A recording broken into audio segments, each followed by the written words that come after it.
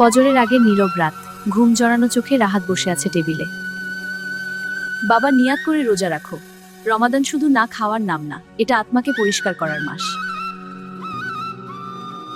রোজা মানুষকে ধৈর্য শেখায়। আমি পারবো তো? আল্লাহ ভরসা। একদিন রোজা না রাখলে কি হবে? না, আমি আল্লাহর জন্য রোজা রেখেছি। রাহাত, রমাদান হলো কুরআনের মাস। এই মাসে আমরা কুরআন তিলাওয়াত করি এবং এর শিক্ষা নিয়ে ধ্যান করি। এটা আত্মার জন্য পবিত্র সময়। সিয়াম শুধু ক্ষুধা তৃষ্ণা সহ্য করা না, বরং খারাপ কথা, রাগ, অন্যায় থেকে দূরে থাকা। রাহাত, রোজা শুধু শরীরের জন্য না, এটা হৃদয়েরও। হৃদয়েরও। হ্যাঁ, রোজা হৃদয়কে পবিত্র করে।